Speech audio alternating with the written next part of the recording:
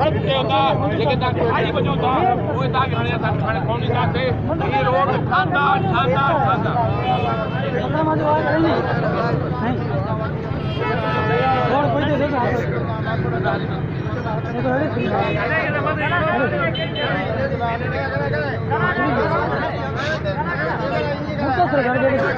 कहिड़ा मुतालबा हाणे रैली जो मक़सदु छा आहे सर तव्हांजो? जेकी रैली आहे आदिलपुर जा बाशऊर माण्हू लाखो लजारी जा बाशऊर माण्हू घुर था कनि पिया जेका 10 साल खां टुटल रोड आहे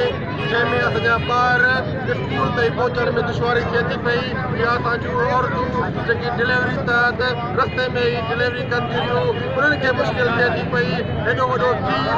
हेॾो वॾो ज़ुल्म आहे इन ज़ुल्म जे ख़िलाफ़ अॼु हीउ एहतजाज थियो आहे हीअ तहरीक कई आहे उन्हनि हाईवेज़ अथॉरिटी वारनि जे ख़िलाफ़ जन करप्शन करे 10 सालनि जे अंदरि अलाए केतिरा दफ़ा जेको आहे कागज़नि में उन्हनि रोड ठाही आहे पर अमली तरह रोड ठाही आहे ही सॼा घणे माण्हू मुतालबो था कनि त आदिलपुर खां लाखो लजारी ताईं जेकी रोड आहे उहा ठाराई वञे नथी तहरीक अञा बि दौर भरल आहे ही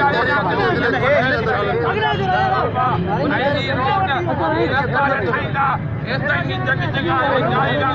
असांजी इहा जेका आहे रैलियूं इहे बि जारी रहंदियूं इहे सखत ताईं वेंदियूं इहे कनाटी ताईं वेंदियूं इहे असां साईं ख़ामोश कोड़ वेंदासीं